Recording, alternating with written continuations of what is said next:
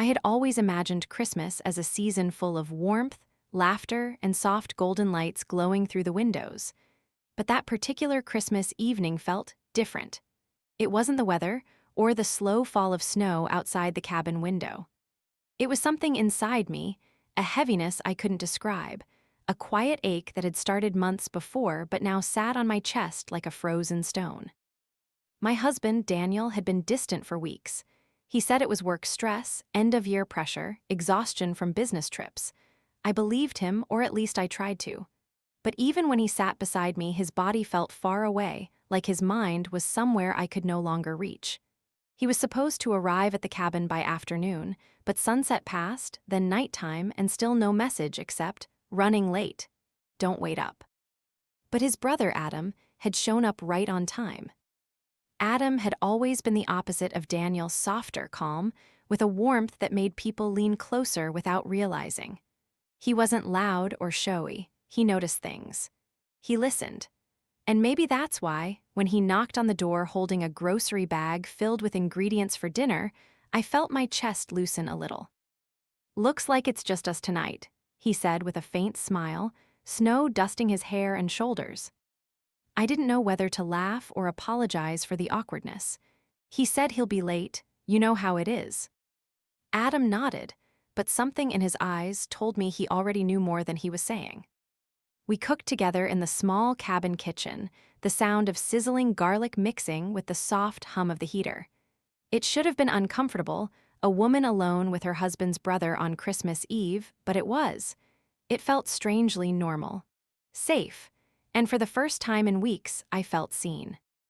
He noticed everything, how my hands trembled slightly, how I kept checking the time, how I tried to smile through the disappointment. When the food was finally on the table, he quietly took the phone from my hands and said, "You don't have to stare at that screen all night. You deserve to enjoy Christmas too." His voice wasn't flirtatious. It was sincere, almost protective, but those words hit me deeper than they should have. We ate slowly, talked about old family memories, childhood fights between him and Daniel, and the way Christmas used to feel when everyone was younger and less complicated. At some point, the heaviness inside me melted a little. I laughed, truly laughed, something I hadn't done in a long time. Outside, snow kept falling. Inside, the cabin was warm, quiet, and painfully peaceful. After dinner, we moved to the fireplace. Adam placed another log inside, the flames crackling to life with a soft roar. The glow brushed across his face, and for a moment, the silence between us deepened into something fragile, something I knew I shouldn't explore. But it wasn't romantic. Not yet. It was the kind of silence that forms when two people finally let down walls they've held up for too long. "Are you happy?" he asked softly, eyes fixed on the fire. The question stole my breath. No warning, no soft lead-up. I don't know," I whispered. "I don't think Daniel even sees me anymore. I don't think he's been seeing me for months." Adam didn't respond immediately. He let the truth settle between us like falling ash. Then he said something I didn't expect. "You're not invisible, not to everyone." The room felt smaller, the air warmer, my heart beat louder. Something shifted, subtle but undeniable. A dangerous closeness crept in, and I felt both drawn to it and terrified of it. I moved away slightly, needing air, distance, anything to steady myself. "We shouldn't talk like this." "I know," he replied quietly, "but someone had to ask." The fire kept crackling. Snow kept falling. And inside the cabin, the space between us felt charged, magnetic, alive with emotions neither of us had meant to awaken. Minutes felt like hours. The tension wasn't physical, not yet, but emotional, the kind that pulls two people into each other's orbit without a single touch. I stood up first. "I think I need to rest." Adam nodded, understanding more than I said. "Good night." But as I walked to the bedroom, I felt his gaze, not in a predatory way, but in a way that made me realize he saw the parts of me Daniel had stopped noticing long ago. And in that quiet moment, I felt something shift inside me, a small crack in the marriage I had tried so hard to hold together. a crack that started on a Christmas evening. Alone with my husband's brother. I barely slept that night. The cabin was quiet except for the soft hum of the heater and the gentle hiss of snow hitting the windows, but my mind wouldn't settle. I lay there staring at the dark ceiling, replaying every moment with Adam, every word, every look, every unspoken thing that hovered between us like a fragile thread waiting to snap. I kept telling myself it was nothing, that I was exhausted, that emotions feel heavier on lonely nights. But no matter how many excuses I tried to stack in front of the truth, the memory of the fireplace conversation kept burning through them. A part of me felt guilty, not because anything inappropriate had happened, but because something inside me had responded to him, something that hadn't woken up in a long time. By morning, the guilt mixed with confusion until I could barely breathe. When I finally stepped out of the bedroom, Adam was in the kitchen making breakfast. The smell of coffee and toasted bread filled the air, and he glanced up the moment he heard my footsteps. "Morning," he said softly. His voice was calm, steady, like he was trying not to disturb the fragile balance between us. "Morning," I replied, my throat tight. He didn't mention last night. He didn't ask if I'd thought about what he said. He kept everything normal, and somehow that made it harder. His silence wasn't avoidance. It was respect. And that respect tugged at something deep in my chest. We ate quietly, both pretending to be absorbed in the snowy view outside the window. But the silence between us wasn't cold. It was full, like both of us were thinking things we didn't dare say aloud. When breakfast was over, he grabbed his coat. I should clear the snow outside, driveways getting buried. I nodded, grateful for the temporary distance. But every time I looked out the window and saw him shoveling, wind brushing flakes across his hair, something inside me twisted with a mix of gratitude and unease. Daniel still hadn't shown up. No call, no text. Not even a simple, "good morning." By afternoon, the loneliness returned in waves. Adam came inside, cheeks red from the cold, and immediately noticed the way I kept checking my phone. "He won't call today," he said gently. "I know him." My heart stilled. "What do you mean by that?" Adam hesitated, then sat down on the couch. "He works with me. I see the things you don't." The room felt suddenly too quiet. "Adam, what are you trying to say?" He exhaled slowly. "I'm not trying to break your marriage, but Daniel checked out long before last night. He's been different, distracted, not himself." My stomach clenched. I had suspected it, but hearing it aloud made it real. Painfully real. I sat down across from him, holding my hands together to keep them from shaking. "Do you think he's cheating?" Adam looked at me with an expression that made my heart drop. Not shock, not confusion, just a quiet sadness. "I think he's not valuing what he has," he said carefully. "You've been alone for a long time. Last night just made you finally feel it." His words weren't an accusation. They weren't meant to push me toward him or away from Daniel. They were simply the truth, raw, heavy, unavoidable. I looked down, my eyes stinging. "I don't want to break my marriage." "You're not the one breaking it," he said softly. I felt the weight of that sentence settle deep inside me. To escape the tension, I stepped outside onto the porch. The cold air hit my face, but even the winter chill couldn't calm the storm inside me. I wrapped my arms around myself, trying to hold onto the version of my life I still wanted to believe in.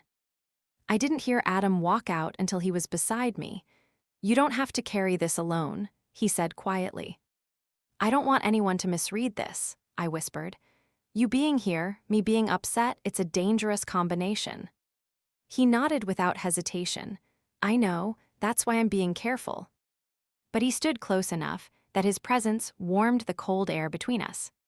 For a moment, neither of us spoke. Snowflakes drifted in slow circles around us, the world wrapped in a soft white silence.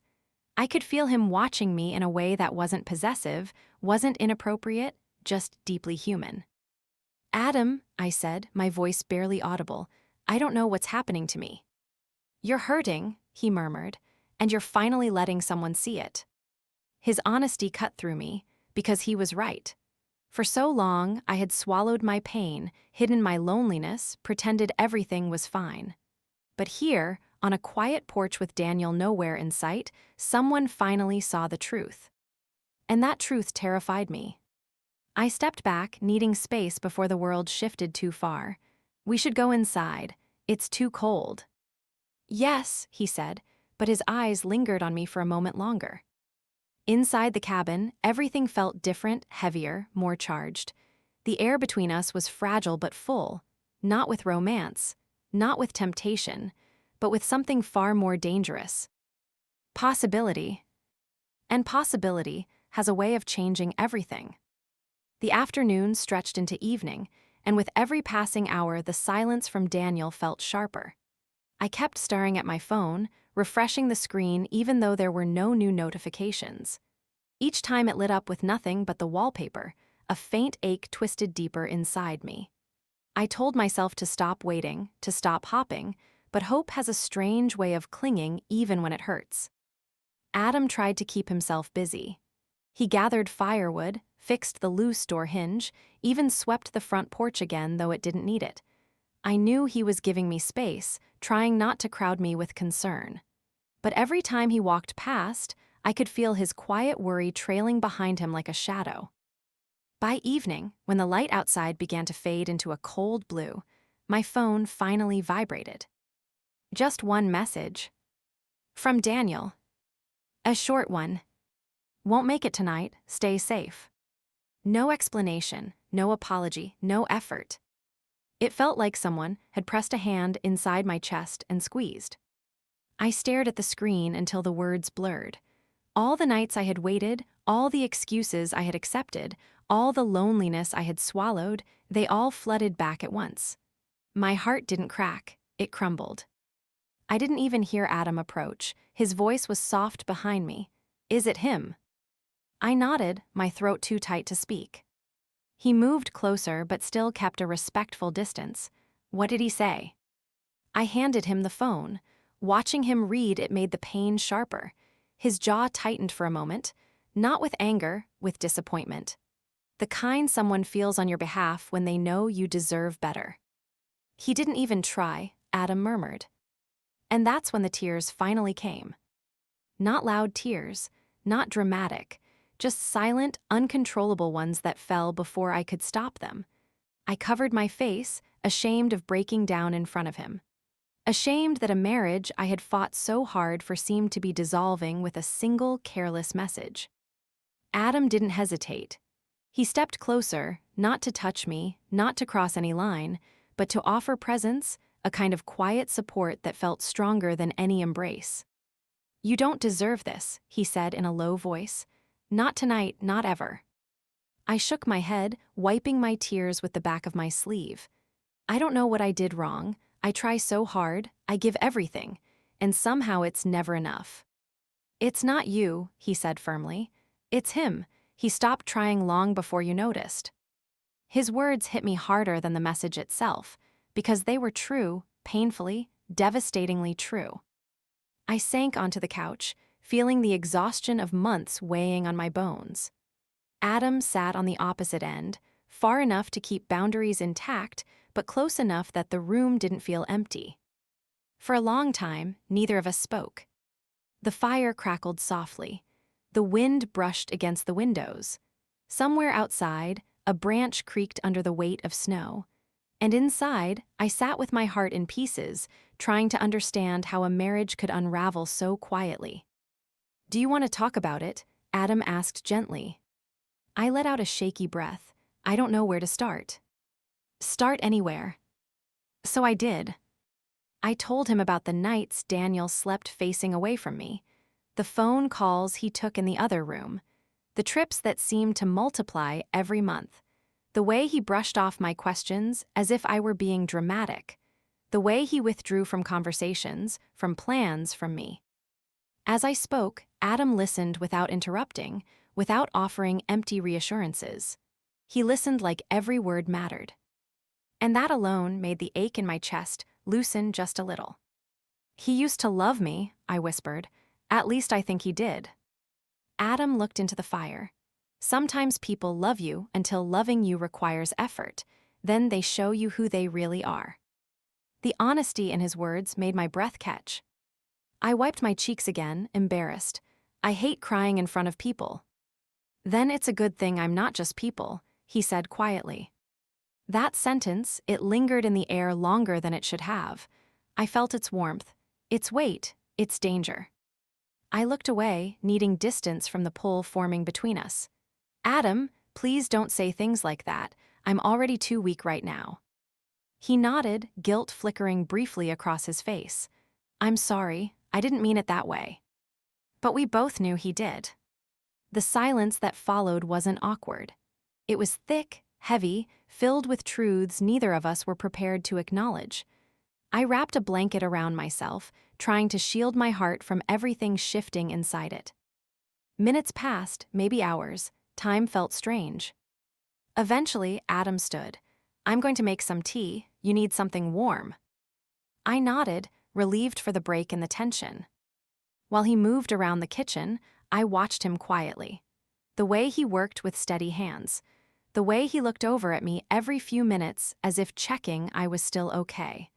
The way he filled the cabin with a presence that made the loneliness shrink. When he brought me the cup, our fingers brushed. A small touch, completely accidental. But it felt like a spark. We both froze, just for a heartbeat, before pulling our hands back. Nothing was said, but everything changed in that moment. Something fragile, something dangerous, something neither of us had intended. And even though we didn't act on it, even though we kept our distance, the truth was becoming clearer. Loneliness opens doors you never meant to walk through. And I was standing right on the edge of one. The night settled over the cabin like a thick blanket, quiet and heavy, carrying with it the strange mix of tension and calm that had been building between us all day.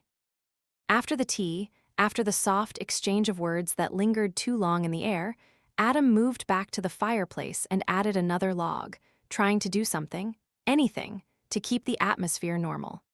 But the truth was, nothing about this night felt normal anymore. I kept my eyes on the flames, watching them twist and curl upwards, bright one moment and subdued the next. It felt strangely similar to the emotions inside me, flickering, unpredictable, trying to burn away a loneliness that had lived inside me far too long.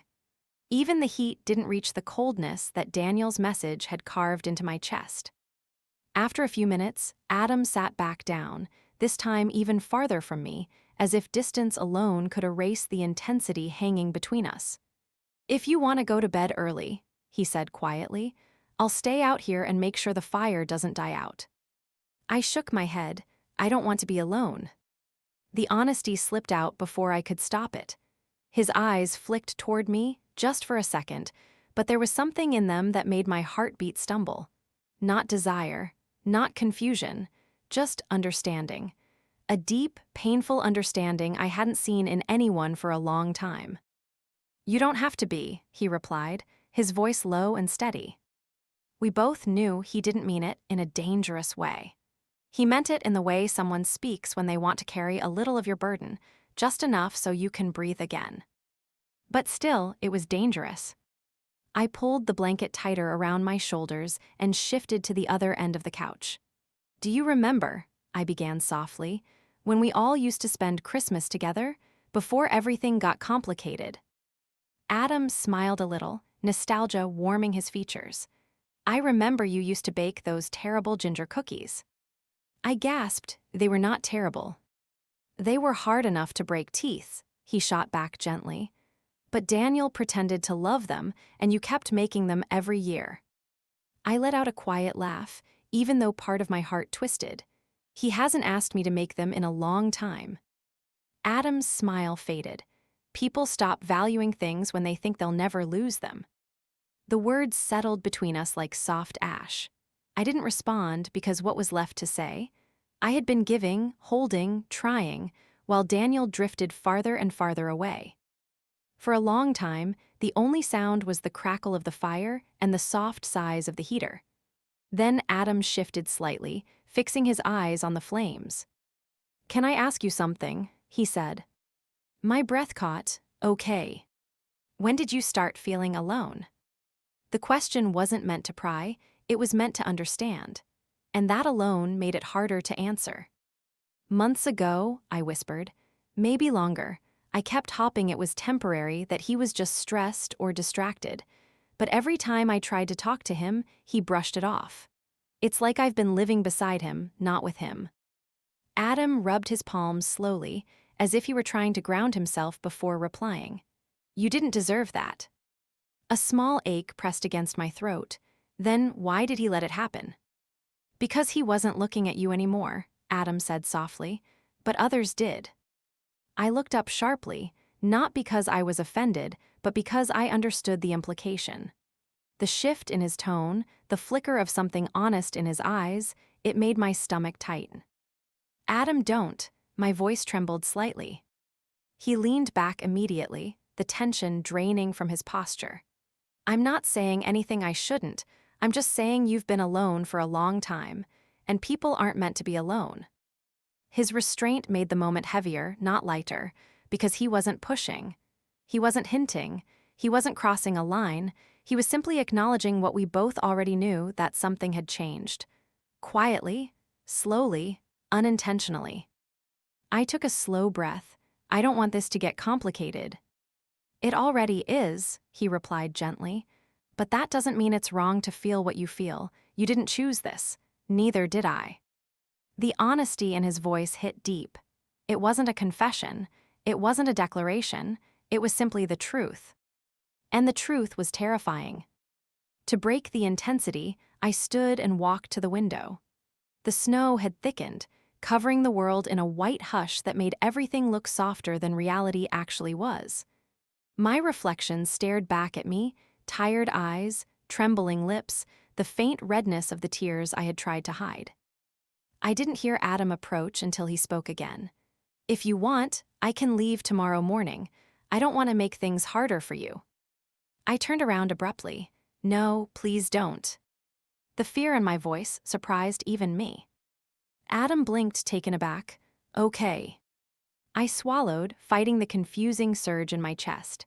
I don't want to spend Christmas alone. You won't, he said softly, not as long as I'm here. That sentence melted something inside me and scared me at the same time, because I knew he meant it. Every word. And sincerity can be far more dangerous than temptation. I moved back to the couch, curling into the corner. Adam sat again, maintaining that careful distance, but still close enough that I didn't feel abandoned. We talked about nothing for a while, old memories, family gatherings, funny stories, little things to patch over the heaviness in the air. And slowly, the tension softened into a quiet comfort. But beneath every word, beneath every glance, beneath every shared silence, something lingered. Something neither of us acknowledged but both of us felt. A pull. A closeness. A fragile, dangerous possibility. And though we didn't touch, the distance between us had never felt smaller. The cabin grew colder as the night deepened, even though the fire continued to burn steadily. I pulled the blanket tighter around myself, feeling the weight of the day settle across my shoulders. The tension between us wasn't loud or obvious. It was quiet, steady, like a pulse beneath the surface that refused to stop beating. Every time our eyes met, something unspoken moved between us. And every time we looked away, it only grew stronger. Adam eventually stood and stretched his arms, his gaze drifting toward the hallway where the spare bedroom was. You should sleep, he said gently. It's been a long day. He wasn't wrong. Emotionally, mentally, physically, I felt worn down to the core. But the thought of going into the bedroom, lying alone in the dark, replaying Daniel's message over and over, it felt unbearable. Can we sit a little longer? I asked quietly. Adam hesitated only a second before nodding. Of course. He sat back down, this time choosing the armchair instead of the couch. Maybe he thought the distance would help ease the strain in the air. Maybe he needed that boundary as much as I did. But the distance didn't erase anything. It only made the room feel bigger, emptier, the silence louder. After a few minutes, he cleared his throat. I know you're hurting, and I know today was complicated. I just want you to know you don't have to pretend with me." I stared at the fire, the orange glow reflecting in my eyes. "I don't even know what I'm feeling," I whispered. "It's like everything I've been holding in for months finally cracked open today." Adam leaned forward, resting his elbows on his knees. "Sometimes it takes the right moment or the right person for the truth to come out." His last words hung in the air a moment too long. I swallowed hard. "Adam." He held up a hand. "I'm not pushing. I'm not trying to make this something it shouldn't be. I'm just telling you I'm here." He paused. "And I care more than I probably should." My heartbeat thudded in my chest, not because his words shocked me, but because I had felt it too, quietly, slowly, against my will. His care wasn't romantic. It wasn't aggressive. It wasn't forbidden desire. It was something deeper, gentle, protective, honest. And that honesty was what scared me the most. "I don't know if I can handle caring from anyone right now," I said. "I feel like I'm breaking." "Then let me be the one who holds the pieces for a while," he murmured. The sentence shouldn't have hit me the way it did. It shouldn't have warmed my chest or softened the ache or made me feel seen in a way I hadn't felt in months. But it did, and I hated how much I needed it. I looked down at my hands, twisting the blanket between my fingers. "I feel guilty," I confessed, "just sitting here with you, feeling anything." "That's normal," he said softly, "but you didn't do anything wrong." "It feels wrong." "Feeling isn't wrong," he replied. "Acting might be, but feeling, you can't control that."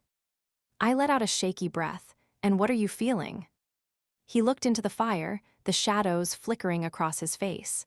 "I'm feeling protective, worried, angry at him for not seeing what he has." Then he paused. "And I'm feeling something I'm trying very hard not to feel any deeper." My chest tightened. "Adam." He finally looked at me, really looked, and it felt like my heart stilled. "I'm not going to act on it," he said firmly. "You have my word, but I won't lie to you, not tonight. I care about you. And watching you hurt like this, it does something to me." I wrapped the blanket tighter, as if it could shield me from his honesty. But nothing could. His words reached the parts of me Daniel had forgotten existed. The air grew heavier, warmer, and for a moment neither of us looked away. After what felt like a long minute, Adam stood. "I think I should get some air." "Wait," I blurted out. "It's freezing outside." "I know," he said with a faint, sad smile. "That's the point. I need to clear my head." The sadness in his eyes cut deeper than anything else. He wasn't running from me.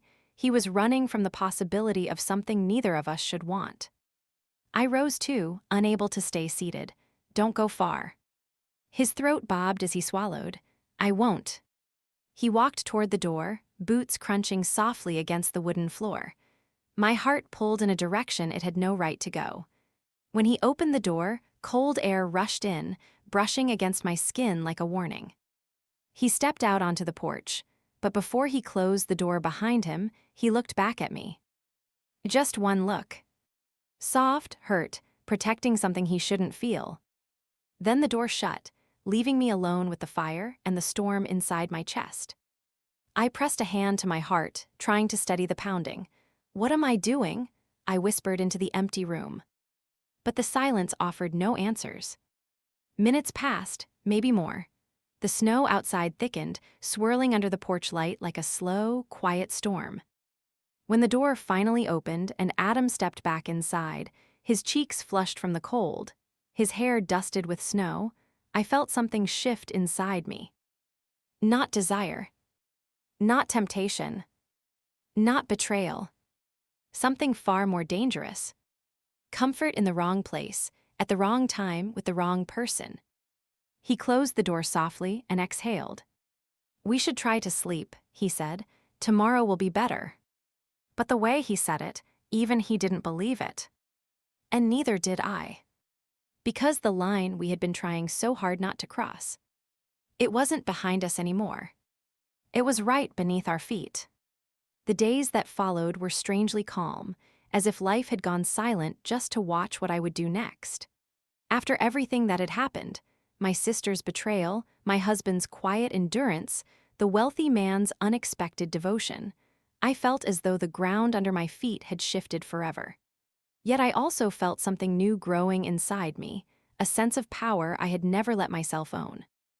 It wasn't loud, not dramatic, just steady, like a flame that refused to die no matter how hard the wind pushed. I woke up each morning realizing I no longer feared what anyone thought of me, and that alone felt like a kind of freedom I had been denied for years. Word began to travel quickly through the family, as it always did. My sister acted innocent in front of everyone, spreading her rehearsed story with the confidence of someone who had lied her whole life. She said I abandoned my marriage for money. She said my husband still loved her. She even claimed the wealthy man forced me to accept his proposal. The lies spread like poison, and for a moment I wondered if correcting them was even worth my breath. But then I looked at my husband, quiet, tired, still trying to fix the damage he had allowed, and I knew I had to speak not for them, but for myself. When the family meeting was finally called, the room felt heavy with judgment. My sister smirked the moment I entered, convinced she had already won. But I no longer walked like someone carrying years of hurt. I walked like someone who had returned from fire without burning. I stood in the center of the room and spoke calmly, clearly, without letting a single tear fall. I told them what really happened. How she manipulated my husband because she wanted someone who adored her blindly. How she mocked my marriage when she thought no one was listening. How she planted seeds of doubt and thrived watching me crumble. My sister tried to interrupt, but the room wasn't hers anymore. For the first time, they looked at her the way I had seen her for years, beautiful on the outside, but hollow where a soul should have been. My husband stood behind me, not touching me, not claiming me, just supporting me in the only way he knew, quietly. And somehow, that meant more than anything he had said in the past. I realized then that strength wasn't always loud. Sometimes it was found in the person who stayed, even when he had every reason to walk away. By the end of the meeting, nothing dramatic happened. No one screamed, no one fainted, no one rushed to comfort my sister. Instead, they simply saw the truth. And for the first time, I felt seen too. Not as the quiet sister, not as the girl who sacrificed everything, but as a woman who survived betrayal and chose herself without apology. Walking out of that room felt like stepping into a new chapter, one where I finally understood that losing people was not the worst thing. Losing myself would have been. I stepped outside, letting the cool air wash over me as though it had been waiting just for this moment. My husband followed a few steps behind, unsure whether he should speak or give me space. I turned to him, and for the first time, I didn't see the man my sister tried to take. I saw the man who stayed, who learned, who changed. "We'll rebuild," I said softly, and he nodded with the kind of relief that comes when a person finally realizes they have been forgiven. But forgiveness didn't mean forgetting.